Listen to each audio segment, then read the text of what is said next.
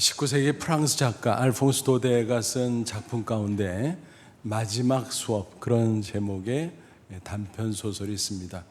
교과서에 수록된 적이 있었기 때문에 아마 많은 분들이 익히 알고 계실 줄 압니다. 그 줄거리는 아주 간단하지요. 시대적 배경은 보불 전쟁 당시였습니다. 프랑스가 프로이센에게 점령되면서 모국어를 빼앗기게 됩니다. 주인공은 말썽꾸러기 프란츠. 그는 그날도 땡땡이를 치려고 꾸물거리다가 늦지막이 학교에 갑니다. 그런데 분위기가 심상치 않아요. 살금살금 교실로 들어가는데 선생님이 보고도 화를 내지 않는 것입니다. 게다가 마을의 어른들이 와서 뒷자리를 잡고 있는 것이었습니다. 드디어 선생님의 말씀이 시작됐습니다. 여러분, 이 시간은 마지막 수업입니다. 앞으로 학교에서 독일어만 가르치라는 지시가 내려왔습니다. 새로운 선생님이 부임할 것입니다. 오늘 마지막 프랑스어 시간이니까 모두 열심히 경청해 주시기 바랍니다. 아이들도 어른들도 그 어느 때보다도 열심히 수업에 임했습니다. 프란츠는 그동안 왜 열심히 안 했던가 후회하면서 집중했습니다. 놀랍게도 그렇게 까다롭고 어렵게만 여겨졌던 프랑스어가 너무너무 쉬웠습니다. 여러분, 무슨 이야기입니까? 평소에 얼마나 많은 시간과 기회들이 있었습니까? 근데 그때는 소홀히 했어요. 그래서 허송세월하고 넘어갔습니다. 근데 이제 마지막 시간, 마지막 기회라고 생각하니까 절대로 놓칠 수 없다는 마음에 최선을 다하게 되었다라는 이야기입니다. 여러분, 추석 연휴 잘 보내셨죠? 추석이 지나고 나니까 정말 이제는 가을이구나 싶습니다. 절기상으로 보면 이미 한 달 전에 입추가 지났고 며칠 전에는 추분도 지났습니다. 세월이 얼마나 빠른지 실감하게 됩니다. 그냥 엄벙덤벙 어영부영 보내다 보면 두세 달 후딱 지나가고 또 1년이 가겠구나 생각해 봅니다. 이렇게 한 해 한 해 신속하게 흘러가게 되면 어느덧 인생의 마지막 순간이 내 앞에 닥치게 될 것입니다. 이런 계절에 문득 모세의 시가 생각납니다. 시편 90편 10절 12절 우리 연수가 70이요 강간은 80이라도 그 연수의 자랑은 수고와 슬픔뿐이요 신속히 가니 우리가 날아가나이다. 평균 수명 7, 80, 요즘 100세도 됩니다만 지나놓고 보면 잠깐이고 수고와 슬픔뿐이다. 우리가 날아가나이다 라고 표현했습니다. 영어 성경 보면 더 실감이 나요. We fly away. 우리에게 우리나라의 계수함을 가르치사 지혜로운 마음을 얻게 하소서. 무슨 얘기예요? 세월이 이렇게 신속하게 지나가니 남은 날을 계수하는 지혜를 얻게 하소서. 그래서 시간 관리를 잘하며 인생을 지혜롭게 살게 하소서. 이런 노래요, 또 기도인 것입니다. 사도 바울 본문에서 좀 더 다른 각도에서 교훈하고 있습니다. 우리에게 남은 시간, 그것을 가리켜서 은혜의 때라고 설명합니다. 1절 보시면 우리가 하나님과 함께 일하는 자로 너희를 권하노니 하나님의 은혜를 헛되이 받지 말라. 무슨 얘기야? 하나님께서 은혜를 계속 부어주시는데 그것을 흘려보내지 마라 라고 하는 것이죠. 2절 보시면 이르시되 내가 은혜 베풀 때 너에게 듣고 구원의 날에 너를 도왔다 하셨으니 보라 지금 은혜 받을 만한 때요 보라 지금은 구원의 날이로다. 은혜 받을 만한 때 뭐예요? 하나님이 계속 은혜를 주시니까 은혜를 받을 수 있는 때다. 그래서 은혜의 때라고 말할 수 있겠죠. 그래서 은혜를 받고 구원을 받고 그래라 라는 말씀이죠. 그래서 은혜의 때는 언제인가 살펴볼 필요가 있어요. 성경적으로 크게 두 가지 차원에서 볼 수 있어요. 첫째는 역사적 차원에서는 예수 그리스도 십자가 구속 사건으로부터 예수님의 재림, 이 종말의 날이죠. 이 사이가 은혜의 때입니다. 그리고 두 번째, 개인적인 차원에서는 개인의 출생과 사망, 이 사이를 가리키는 것입니다. 이 기간 동안에 하나님께서 계속 은혜를 주십니다. 그래서 구원의 기회를 얻게 되고 또 여러 가지 기회를 얻을 수가 있습니다. 그러니까 우리가 개인적인 차원에서 보면 우리의 살아생전에 예수님이 재림하실까 뭐 확실히 모르겠습니다만 시대의 흐름을 보면 그거는 좀 아니지 않나라는 생각이 듭니다. 우리의 죽음 이후에 예수께서 재림할 공산이 커 보입니다. 그렇다고 하면 우리의 개인의 육신적 죽음 이게 데드라인이겠죠. 그래서 그때까지 이미 흘러간 시간은 뭐 됐고 지금부터 남은 시간 육신의 죽음 때까지 하나님께서 우리에게 은혜를 계속 주신다. 이게 은혜의 때라고 하는 것입니다. 그러면 이 시기에 우리는 과연 어떻게 살아야 할까요? 세월이 빨리 지나가는 가운데 또 죽음의 순간은 언제 나에게 닥칠지 모르지요. 이 세상에 태어나는 것은 순서가 있지만 떠나는 것은 순서가 없다는 말이 있잖아요. 정말 우리가 인정할 수밖에 없는 진실이잖아요. 그렇다고 할 때 언제일지 모르기 때문에 지금이 중요합니다. 그래서 이런 이야기가 있어요. 세 가지 중요한 금이 있다.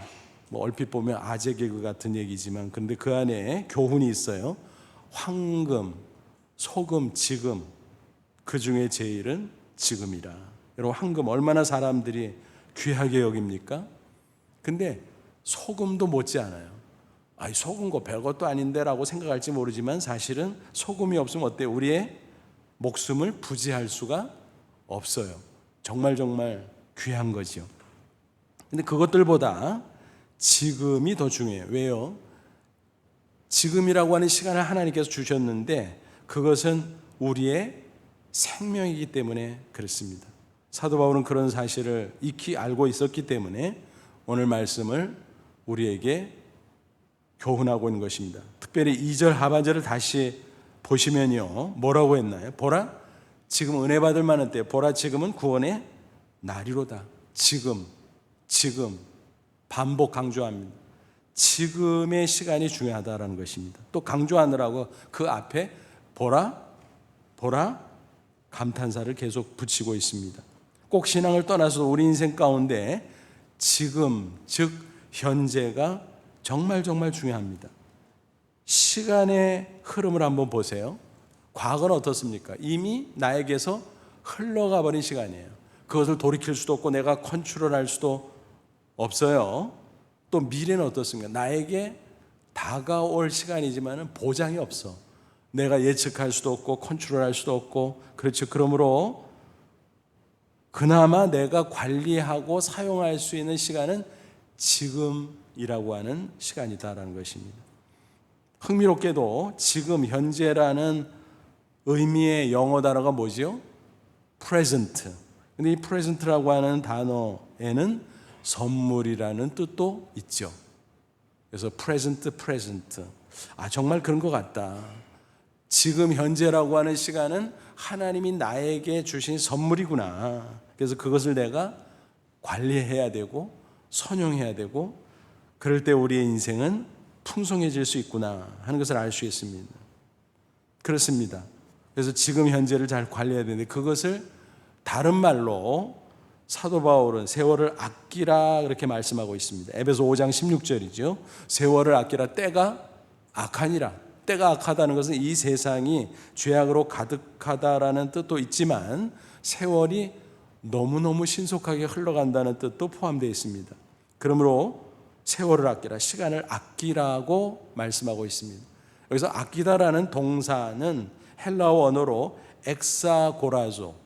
엑사고라조라고 하는 단어인데 원래 무슨 뜻인가 하면 구속하다, 돈을 주고 사다 그런 뜻이에요.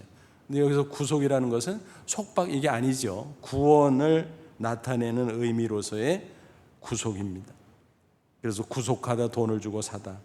이게 뭘까요? 그 당시 로마 시대를 배경으로 하는 단어인데 그 당시에는 노예 제도가 있었잖아요. 그리고 노예는 존엄한 인간으로 대우하지 않고 물건 취급을 했어요. 한마디로 말하면 죽은 목숨이에요. 그냥 팔기도 하고 사기도 하고 얼마나 비참합니까? 그런데 노예시장에서 노예를 사고 팔 때 치르는 돈을 속전이라 그러죠. 노예값, 속전. 그래서 어떤 사람이 노예를 보고 너무 불쌍해. 너무 안 됐어. 그래서 노예의 속전을 주고 사는 것. 그 행위를 바로 구속이라고 하는 것입니다. 이해가 되시죠? 그러니까 그것과 우리의 구원 사건을 연결해서 비유적으로 설명을 한 거예요. 모든 인간은 죄와 사망의 노예죠. 그래서 죄에 질질 끌려다니다가 영원히 죽을 수밖에 없는 운명에 처해 있습니다. 그런데 하나님의 아들 예수 그리스도께서 인간으로 오셔서 십자가에 피 흘려 죽으셨습니다. 왜요? 우리의 죄를 대신해서. 그래서 우리의 모든 죄값을 대신 치르시고 그 피값으로 우리를 사셨다라는 거예요. 그게 구속이에요. 그러므로 우리는 더 이상 죄와 사망의 노예가 아니라 하나님의 백성이요 하나님의 자녀가 됐다라는 것입니다. 이게 바로 구속인 것입니다. 그러니까 죄와 사망에서 건지는 구원을 구속이라는 의미로 또 설명을 하고 있는 것입니다. 그런데 시간을 아끼다라는 말은 시간을 구속하라. 그럼 시간이 죽는 거야? 근데 그거를 살리라는 얘기야? 맞습니다. 잘 생각해 보세요. 시간이라고 하는 것은 계속 흘러가요. 그래서 비유적으로 말하면 시간의 무덤 속으로 계속 흘러가고 사라지는 것입니다. 그래서 엄밀하게 말하면 별로 기분이 좋은 말은 아니지만 우리가 40년 살았다, 50년 살았다 그러면 바꾸어서 뒤집어서 말하면 뭐예요? 40년 시간이 흘러갔으니까 40년 죽었다, 50년 죽었다, 그 말이에요. 따지고 보면. 그러니까 이 죽어가는 사라져가는 시간을 영원한 시간으로 살려내는 거, 그게 시간을 구속하고 시간을 아끼는 거예요. 그래서 이런 의미를 담아서 영어 성경 킹 제임스 버전에서는 이렇게 번역을 했어요. Redeeming the time. Redeem이라는 말이 구속하다라는 말을, 시간을 구속하라는 거예요. 그런데 NIV라고 하는 영어 성경에서는 좀 의역을 했어요. Making the most of every opportunity. 그 뭐죠? 모든 기회를 선용하라. 그러니까 이 번역본에서는 시간을 기회라고 해석을 한 거예요. 맞죠? 우리에게 시간이 계속 와요. 이게 찬스, 기회거든요. 그래서 이걸 잘 관리하고 선용하면 이게 영원한 가치로 승화돼서 영원한 시간으로 살아날 수 있는 거예요. 그런데 그냥 뭐 육신을 위한 거나 평범하거나 또 심지어는 나쁜데 시간을 사용하면 다 죽어가지요. 시간은 또 흥미롭게도 또 엄중하게도 뭐예요? 안 써도 사라져버려. 물질은 쌓아놓기라도 하는데 시간은 저축이 안 돼. 그러니까 시간을 정말 정신을 차리고 잘 선용하지 않으면 시간은 흘러가고 죽고 그래서 그런 시간을 영원한 시간으로 살려내라. 그게 시간을 구속하는 것이고 그것이 시간을 아끼는 것이다. 그렇게 성경은 말씀하고 있습니다. 사도 바울은 모든 삶이 그래야 되겠지만 특별히 신앙생활하는 우리의 성도의 삶은 그래야 된다라고 강조하고 있습니다. 자칫 어영부영하고 엄벙덤벙하다 보면 세월이 휙 지나가 버릴 수밖에 없다라는 것입니다. 그 시간이 죽는 겁니다. 예수님도 이를 경계하면서 이런 말씀을 주셨어요.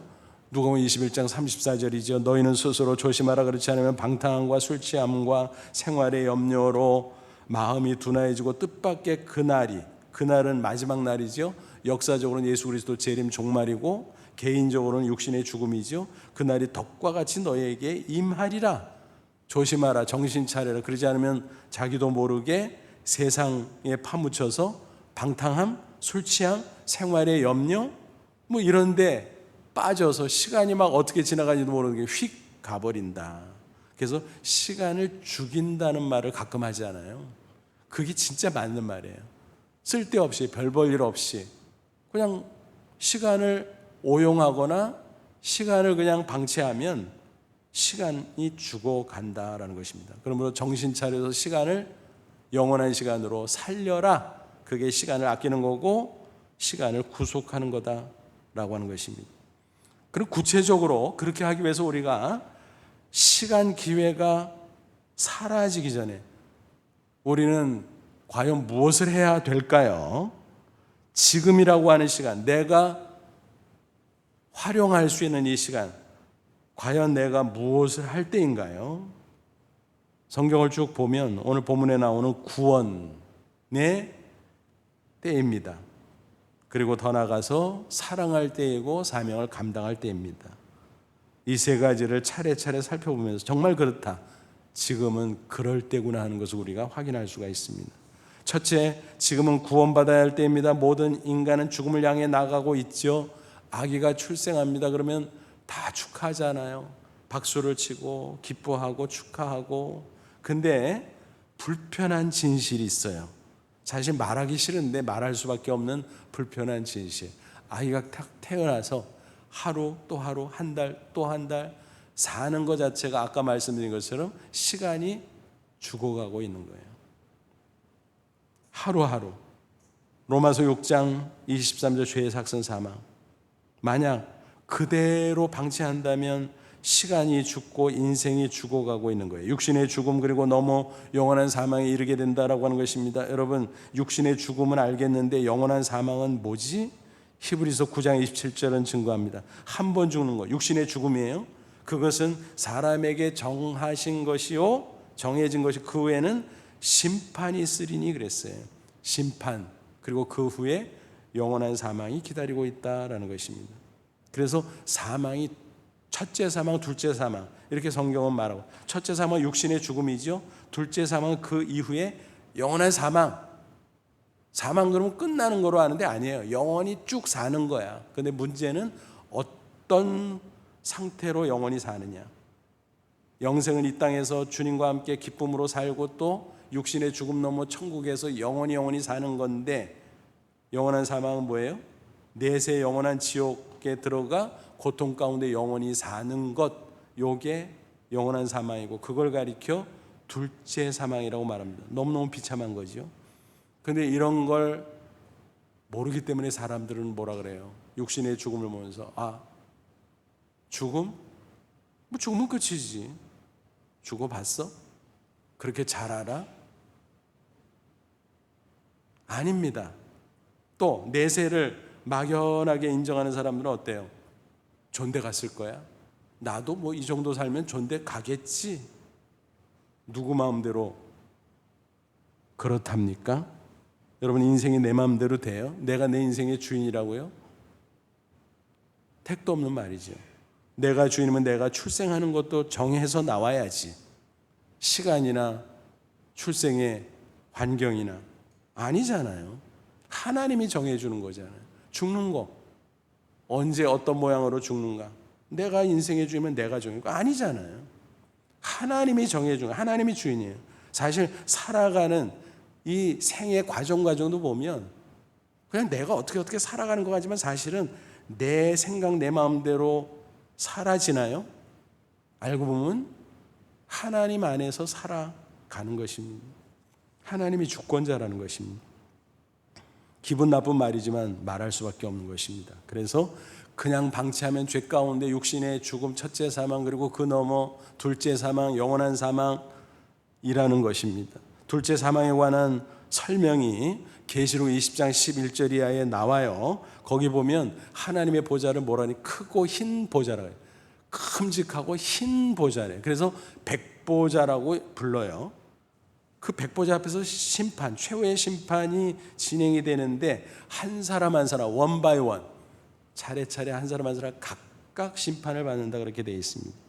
그 중에 13절부터 15절까지 보면 어떤 말씀이 있어요? 각 사람이 자기 행위대로 심판을 받고, 행위대로 그걸 이 세상에서 무슨 행위를 하다가 그 앞에 섰는지 알게 뭐야? 우리는 그렇게 생각할지 모르지만 하나님은 다 아세요. 그래서 하나님 보좌 앞에 뭐가 있다고 그랬어요? 두 종류의 책이 있다고 그랬어요. 생명책이 있고 행위책. 행위책에 모든 인간의 이 땅에서의 삶의 기록이 다 있어. 지구상에 수십억이 있는데 과거에 왔다 간 사람도 어마무시하게 많은데, 앞으로 예수님이 재림하는 종말에는 언제일지 모르지만 앞으로 태어나고 살아갈 사람도 어마무시하게 많을 텐데, 그 사람들의 모든 삶, 한 사람의 생애를 기록해도 자세하게 설명하면 엄청난데, 그 책의 분량이, 그 책이 하나님 보좌 앞에 다 있다고. 여러분 그렇게만 생각하세요. 비유적으로 그렇게 말한 거지 하나님이 다 알고 계시다는 뜻이죠. 우리가 요즘 책을 여전히 사용하고 보기도 합니다만, 책 외에도 기록 장치가 있잖아요. 인터넷 가상공간 이런데, 그래서 플로피 디스크 쓰다가 CD 쓰다가, 요즘에는 어때요? USB 요만한 거예요. 어마어마한 분량의 기록이 들어있잖아요. 근데 이거 귀찮게 이거 뭐 하려고 다 들고 다녀요? 그냥 가상공간, 인터넷 공간에 아이클라우드, 기타 등등 그런 거 많이 하잖아요. 들고 다닐 필요도 없어.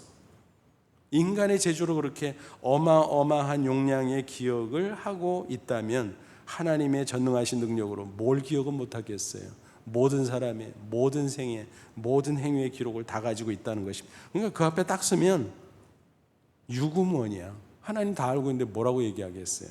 그래서 심판을 받고 사망과 무도 불못은 뭐예요? 불로 된 연못이에요. 그 불못에 던져진 이것이 둘째 사망 곧 불못이라. 누구든지 생명책이 기록되지 못한 자는 불못에 던져지리라. 생명책은 뭐지요? 구원받은 사람의 명단이 기록된 책이에요. 죄로 말미암아 똑같이 첫째 사망, 둘째 사망으로 떨어질 수밖에 없는데, 예수님의 대속의 은혜로 믿음으로 구원받은 사람은 바로 그 심판에서 면제받고 생명책에 그 이름이 기록되어 있다라는 것입니다. 그래서 생명책 이름이 기록된 사람은 빠진다는 얘기예요. 그게 구원이잖아요. 예수님께서 말씀하셨어요. 요한복음 5장 24절, 내가 진실로 너희에게 이르노니 내 말을 듣고 또 나 보내신 하나님을 믿는 자는 영생을 얻었고 심판에 이르지 아니하나니, 심판에서 사망에서 구원 받는다는 거죠. 그래서 사망에서 구원받고 생명으로, 영생으로 옮겨느니라 그랬습니다. 그러니까 구원이 얼마나 중요한가 하는 것을 알 수 있죠. 인생 최대의 문제예요, 구원의 문제는.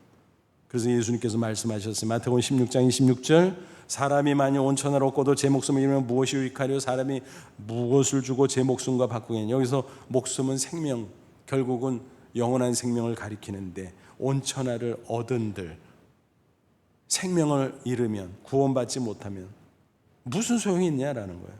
그렇지 않아요.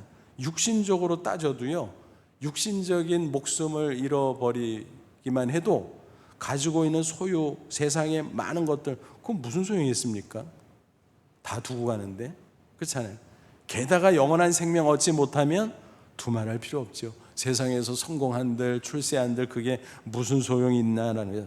심지어는 온 천하를 거머쥔들 무슨 소용이 있냐? 아무것도 아니다라는 거예요. 구원의 우선순위라고 하는 거죠. 누구든지 구원을 받는다면 따라서 이미 인생을 승리한 것입니다. 아무리 육신적으로 소박하고 심지어는 비참해 보인다고 할지라도, 거지 나사로라고 할지라도 구원받았으면 이미 인생 승리한 거예요. 반대로 세상에서 어마어마하게 성공하고 출세하고 대단한 소유를 갖고 있는 것 같아도 구원받지 못하면 그 인생은 실패하고 있는 것입니다. 죽음의 순간까지 믿음으로 구원받지 못하면 결국 실패한 인생이 되고 만다라는 것입니다. 그렇기 때문에 예수님은 거듭거듭 끊임없이 우리 인생들을 향해서 초청의 말씀을 하시죠. 물론 우리가 그 복음의 말씀을 증거하는 도구로 쓰여져야 되겠습니다만, 말씀을 주시고 성령으로 역사하시죠. 계시록 3장 20절, 볼지어다 내가 문 밖에 서서 두드리니 누구든지 내 음성을 듣고 문을 열면 내가 그에게로 들어가 그로 더불어 먹고 그는 나와 더불어 먹으리라.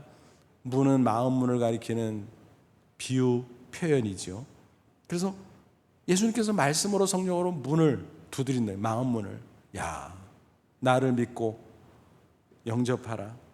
그래야 구원받는다. 영생 얻는다.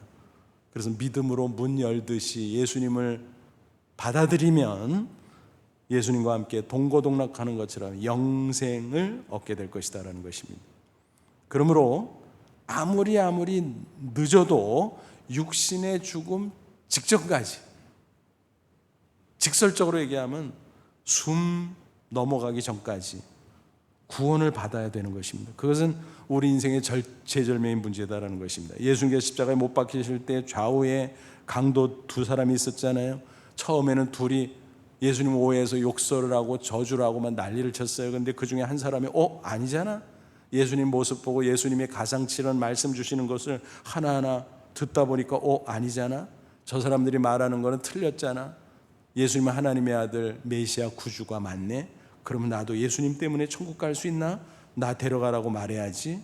그래서 회개하고 예수님께 뭐라고 말합니까? 누가복음 23장 42절 예수여 당신의 나라에 임하실 때 나를 기억하소서. 43절 예수님께서 뭐라고 대답해요? 내가 진실로 내게 이르노니 오늘 내가 나와 함께 낙원에 있으리라. 그래, 내가 너 천국에 데려가지. 그는 직접 구원을 보장받은 것입니다. 아슬아슬하죠. 아슬아슬하죠. 진작 구원을 받았으면 얼마나 좋을까? 이 땅에서 죄 안 짓고 영생의 기쁨을 누리고 선한 일을 하고 얼마나 좋을까 싶지만 지난 거 할 수 없고 그때라도 아슬아슬하지만 구원을 받았으니 얼마나 다행입니까? 그죠? 얼마 전에 탈레반이 아프가니스탄을 장악했잖아요. 그래서 지금 엉망이잖아요. 그래서 그 아비규환의 그 곳에서 탈출하려고 하는 수많은 아프간인들이 있었습니다. 근데 어떻게 스스로 탈출합니까? 그래서 외부의 구출이 필요했던 거죠. 그래서 미군 수송기가 동원되어서 그 사진 보셨죠? 그 수송기 안에 막 640명이 빡빡하게 탄 모습 보니까 저게 날아갈 수 있을까? 정원에 5배 태웠대는데 그래서 다행히 잘 날아가서 그들이 구출됐어요. 옛날 우리 6.25 때 흥남 철수하고 이렇게 오버랩 되는 장면이잖아요. 와, 정말 아슬아슬하다. 이어서 우리나라도 조력자들 390명을 미라클이라는 작전명을 가지고 성공적으로 구출했잖아요. 지금 그분들이 진천에 머물고 있잖아요. 이게 구원이에요. 그냥 놔두면 핍박당하고 죽임당하고 멸망하는 거예요. 근데 거기서 건져내는 그게 구원이잖아요. 십자가는 바로 구원인 것입니다. 영원한 사망에서 구원받는 게 얼마나 중요합니까? 우리 믿는 성도는 그걸 경험했잖아요. 알잖아요. 그러므로 우리는 전할 책임이 있어요. 몰라서 기회를 자꾸 놓치는 우리의 가족과 친구와 이웃들 몰라요. 허튼 소리만 하고 있어요. 자기도 모르게 거부만 하고 있어요. 그들에게 알려줘야 되잖아요. 그 기회를 살리도록. 오래전에 천국 가신 권사님 이야기입니다. 그분은 6.25 때 월남하셨어요. 전쟁통에. 그래서 가족 다 헤어졌어요.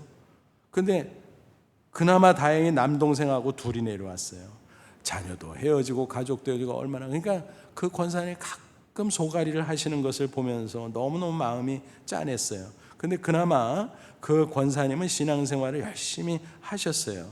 근데 그 남동생은 신앙생활을 하지 못하는 거예요. 어머니가 이북에서 유언했는데 너 신앙생활하라, 예수 믿어라, 교회 꼭 다녀라. 그런데 남한에 내려와서 세상살이 바쁘다고 미루고 다음에요. 누님이 얼마나 권면했겠어요. 다음에요. 여러분 다음에 그런데 세월이 얼마나 빨리 지나가요. 휙 지나가고 결국 그분이 죽음의 순간을 얼마 남겨놓지 않고 있었습니다. 하루는 권사님이 전화를 했어요. 목사님 빨리 와요. 왜요 권사님? 내 동생 있잖아. 얼마 못 갈 것 같아. 와봐. 그래서 갔어요. 그랬더니 정말 상태가 안 좋으시죠. 그래도 좀 꽤 계실 줄 알았는데 어쨌든 갔으니까 복음을 제시했어요. 찬송을 부르는데 잘 따라해. 그게 더 안타까워요. 개인적으로 예수님 영접한 적 있습니까? 없대요. 영접해야 됩니다. 믿음으로. 그래서 결심기도 하고 눈물을 주르륵 흘려요. 진작 믿을 걸. 그런데 지나간 세월 할 수 없고 지금이라도 믿으니 감사하지요. 그리고 인사하고 왔어요. 3일 후에 또 전화가 왔어요. 목사님, 내 동생 갔어. 그래서 장례식을 치러 드렸습니다. 두 마음이죠. 진작 믿지, 안타까운 마음. 또 그러면서도 그나마 다행이다. 여러분 구원이라고 하는 것은 바로 그런 겁니다. 저와 여러분 이미 예수 대속의 십자가 복음을 믿죠? 그러면 이미 구원받고 영생 얻은 줄로 믿습니다. 육신의 죽음이 닥쳐와도 죽음 넘어 저 천국에 들어가 영생 복락 누릴 줄로 믿습니다. 얼마나 감사해요. 그런데 우리 주변의 가족과 이웃들이 아직도 구원의 기회를 얻지 못했다면 우리는 그들에게 복음을 전해줄 책임이 있다는 것을 꼭 기억하시고, 우리도 그들도 기회 놓치지 말고 예수 믿음으로 구원받기를 주의 이름으로 축원합니다. 둘째, 지금은 사랑해야 될 때예요. 믿음이 중요해요. 정말 구원을 받을 수 있는 요건이기 때문에. 그런데 잘 보세요. 믿음은 유효기간이 있어요. 그게 뭔 소리래? 유효기간이 있다니까요. 언제까지? 육신의 죽음까지. 그 이유는 믿음은 유효하지 않아요. 왜? 천국 간 사람은 어때요? 믿음이 뭘 필요했어? 천국을 눈으로 보는데, 하나님을 얼굴과 얼굴을 마주하듯이 눈으로 보는데, 믿음이라고 하는 것은 보이지 않는 것을 보이는 것처럼 받아들이는 거예요. 그게 보이는데 무슨 믿음이? 그래서 믿음이 더 이상 필요가 없어. 또 불신앙 가운데 지옥 가면 어때요? 그때 나 들었어. 예수님이 십자가 들었어. 그거 지금이라도 믿을래. 안 돼. 끝이야. 기회가 없어요.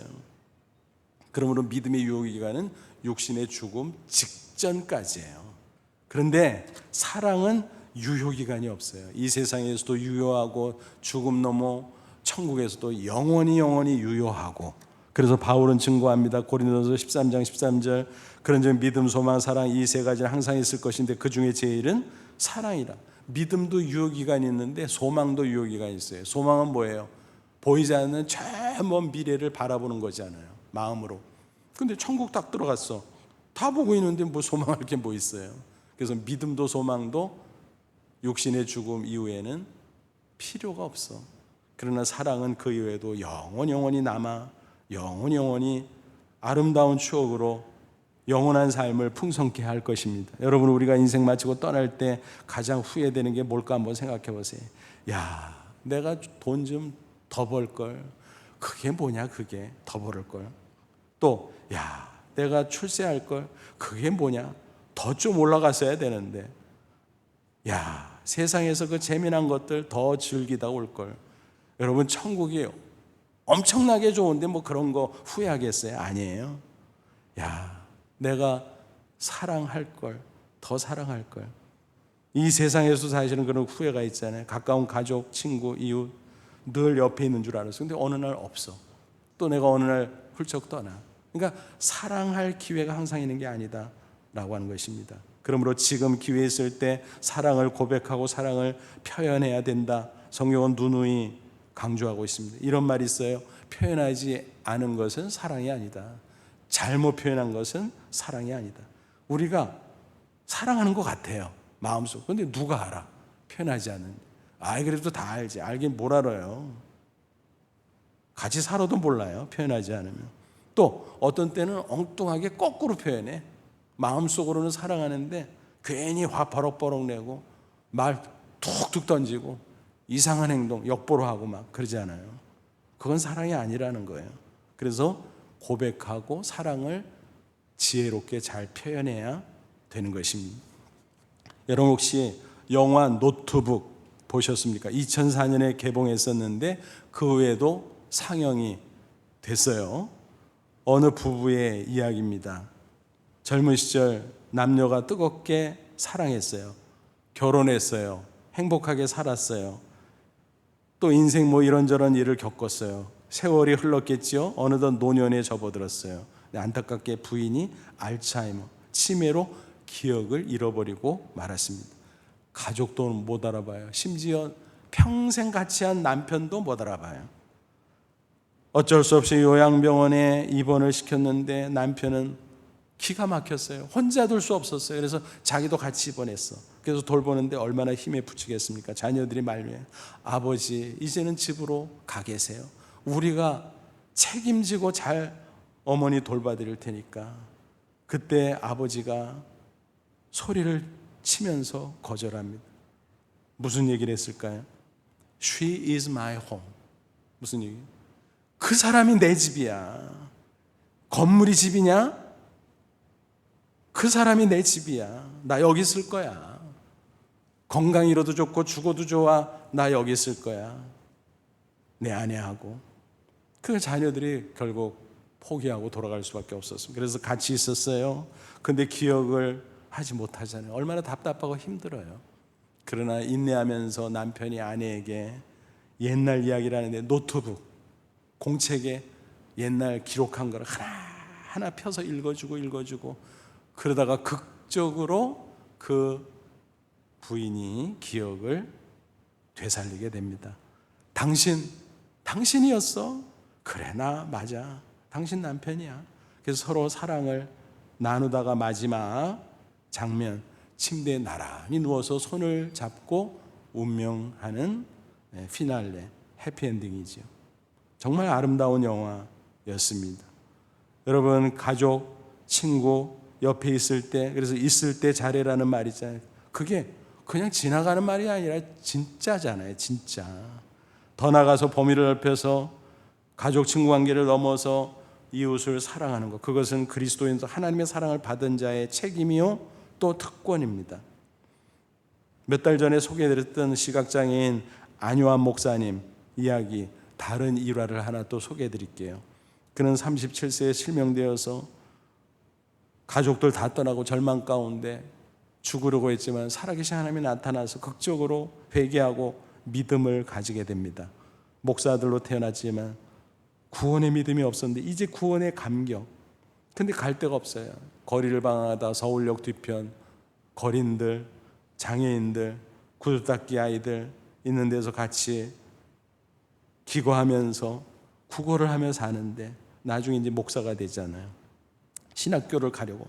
사실은 과거에 대학 졸업하고 신학교 다녔는데 잠깐 하나님 없어 그러고 자퇴하고 나왔지요. 근데 이제 이번에는 신학교를 가는데 장애인이 돼가지고 받아주는 데가 없어요. 옛날만 해도 그랬어요. 우리나라 실정이. 학교에서 장애인 감당 못한다고 입학 허가를 안 했거든요. 여기 가도 거절, 저기 가도 거절.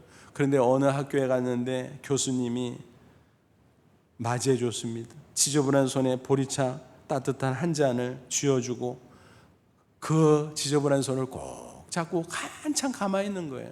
아마 기도했겠지요.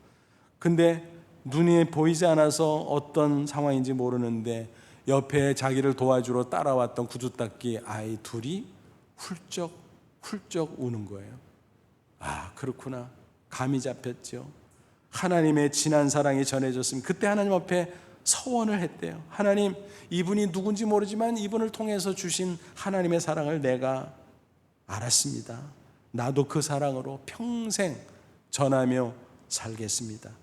그래서 결국 그가 신학교를 졸업하고 목사가 되고 새빛 맹인 선교회를 설립하고 지난번에 소개해드린 것처럼 무려 110개국에 다니면서 12,000회 이상의 집회를 인도하는 복음 전도자의 삶을 수십 년 지금까지 살아가고 있다는 것입니다. 여러분, 사랑의 힘이 이렇게 놀라운 것입니다. 또 영원한 것입니다. 아마 천국 가서도 그것을 기억하고 추억하고 하나님께 영광 노래가 함께 이야기하지 않을까 생각이 됩니다. 부디 흘러가는 시간 속에 기회 놓지 말고 서로 사랑하며 살아가는, 그래서 천국에 가서도 그 사랑의 추억이 더 아름답고 더 풍성한 놀라운 역사가 있기를 주의 이름으로 축원합니다. 세 번째, 지금은 사명을 감당할 때입니다. 하나님 앞에 누구나 사명을 받고 있어요. 공통 사명, 성도의 사명은 무엇입니까? 증인의 사명이에요. 내가 구원받은 이 복음을 다른 사람에게 나눠주는 복음 전파의 사명. 그리고 개인적인 사명, 자신의 재능과 은사를 따라 각자의 자리 위치에서 하나님의 영광을 드러내는 것입니다. 많은 사람들은 사명 그러면 놀래요. 아유, 나는 사명 그런 거 없어. 아니에요. 다 있어요. 사명이 큰 게 사명이 아니에요. 자기의 위치에서 하나님이 시키시는 일이에요. 그런데 육신을 가지고 있다 보니까 생존 문제에 매달려서 사명을 방치하는 경우가 얼마나 많습니까? 여러분, 그러나 거꾸로 된 거예요. 먼저 사명에 초점을 맞추면 육신의 삶을 위해서 하나님께서 책임져 주신다고 약속하셨어요. 마태복음 6장 33절, 그런즉 너희는 먼저 그의 나라와 의를 구하라. 그리하면 이 모든 것을 너희 더하시리라. 하나님의 뜻대로 살아라. 자신의 위치에서 하나님의 영광을 빛내며 하나님의 뜻대로 살아라. 그럼 이 모든 것, 무엇을 먹을까 마실까 입을까 다 책임져 준다. 아니, 더해 준다. 그래서 육신의 삶도 책임져 주시고 또 사명 감당한 하나님의 영광을 빛내며 그게 계속해서 선순환으로 나가는 것이 우리의 인생이다 라고 하는 것입니다. 그런데 이것을 놓치면 세월만 흘러가는 것입니다. 육신의 삶 다 사라지는 거거든요. 다 없어지고 마는 거거든요. 나중에 인생이 끝날 때 얼마나 후회 막심하겠습니까? 그러므로 있는 자리에서 크고 작은 사명을 감당할 수 있기를 바랍니다. 오래전에 한 번은 어느 선교단체에서 집회 설교를 해달라고 해서 갔어요. 근데 막 찬양 시간인데 보니까 맨 앞에 젊은 엄마가 그 전자 키보드로 반주를 하고 있는 거예요. 찬양 반주를. 그걸 보고 놀래가지고 제가 왜 놀랬냐면 앞에 이렇게 띠에다가 아기를 이렇게 하고 반주를 하는 거예요. 그래서 저게 무슨 광경이야? 여기는 반주할 사람이 없나? 라는 생각이 들었는데 잠시 후 그 반주하는 모습에 감동을 받았어요. 얼마나 반주를 잘하는지, 아기는 또 얼마나 순한지 그냥 여기 달려있어. 그냥 매달려있어. 야, 그러니까 무슨 사연이 있겠죠. 근데 어쨌든 그 자리를 지키는 그 모습이 너무너무 아름답게 보였습니다. 여러분, 사회 각 분야에서도 마찬가지예요. 백범 김구 선생이 이런 말을 남겼습니다. 돈에 맞춰서 일하면 직업이고 돈을 넘어서 일하면 소명이다. 직업으로 일하면 월급 받는 것이고 소명으로 일하면 선물을 받는 것이다. 겉모양은 똑같아요. 그러나 사명으로 감당하면 빛나고 아름답고 하나님의 영광 받으시고 영원히 천국에서도 기억되는 것입니다. 최근에 제가 아는 고등학교 선생님이 퇴임을 하셨어요.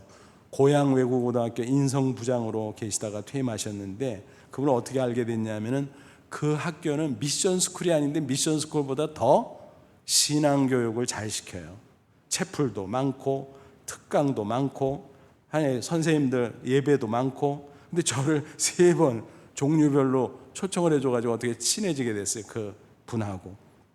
그래서 제가 퇴임 소식을 듣고 편지를 하나 이렇게 보냈어요. 그래서 뭐라고 썼냐면은 선생님 수고 많았습니다. 그분은 국어 선생님이에요. 사실은 서울사대 국어과 출신이신데 그거 다 하시면서 가외로 이거 하는 거예요. 학생들의 신앙교육, 인성교육 위해서. 그래서 한 명이라도 복음 심어주고 한 명이라도 신앙 일꾼으로 세워서 그런 소명감을 가지고 수십 년 동안 수고하신 거예요. 그래서 제가 선생님 퇴임하시지만 사람들은 시간 가면 잊어버리겠죠. 그러나 하나님은 기억할 겁니다. 복음의 씨앗이 학생들의 마음속에 뿌려졌으니 그들이 곳곳에 가서 사회 빛과 소금이 될 겁니다. 언젠가 그들을 만나게 될 겁니다. 수고하셨습니다. 축복합니다. 그랬더니 그 글 편지가 좋았나 봐요. 그래서 자신이 스마트폰으로 찍어가지고 앨범에 담아놨다고 통화하니까 그 말씀을 하시더라고요. 여러분 정말 그렇습니다. 진심으로 축복했어요. 우리의 위치가 자리가 어디든 하나님께서 맡기신 일에 충성을 다하면 하나님께서 기뻐하시고 천국에서도 기억해 주시고 칭찬해 주실 줄로 믿습니다. 오늘도 가을이에요. 석 달 남았어요. 금년도 1년 휙 지나가네요. 그죠? 그렇게 몇 번 휙 지나가면 내 인생도 끝나는 것입니다. 그게 현실이잖아요. 이 계절에 또 오늘 말씀을 전해드리면서 라틴어 강구 2가지 여러분 익히 하시는 거 상기시켜드립니다. 메멘토 모리, 까르페 디엠. 까르페 디엠. 알이 빠졌나요? 까르페 디엠. 모멘토 모리 까르페 디엠. 죽음을 기억하라. 현재를 즐기라. 기회를 놓치지 말라. 여러분 오늘 말씀의 주제와 딱 맞는 경구죠. 새기세요. 그리고 흘러가는 시간 그 중에서 내가 활용할 수 있는 지금 하나님의 이 선물로 주신 지금 이 기회를 놓치지 말고 아름답게 살아가는 저와 여러분 되시기 바랍니다. 그래서 영원히 죽어가는 시간이 아니라 살아있는 시간 천국에서도 다시 기억할 그 시간을 만들어가는 저와 여러분 되시기를 주님의 이름으로 축원합니다. 기도하겠습니다. 이 말씀 붙잡고 기도하자. 하나님 그렇습니다. 예수 그리스도를 믿음으로 하나님의 거룩한 자녀 됐는데 이 땅에서 사는 동안 남은 날을 계수하며 죽어가는 시간, 흘러가는 시간을 영원의 시간으로 구속하며 살아가는 저희들 되게 해 주옵소서. 우리 다 같이 간절한 마음으로 잠시 기도합니다. 하나님 아버지 은혜를 진심으로 감사합니다. 이제는 저를 함께 해주시고 말씀으로 교훈해 주시니 감사합니다. 흘러가는 시간, 죽어가는 시간, 영원한 시간으로 구속하며 지혜로운 삶을 살아가는 저희들, 그래서 이 땅에서도 감사하며 저 천국에 들어가 영원히 사랑의 추억을 나누는 빛나는 인생 될 수 있도록 역사해 주시옵소서.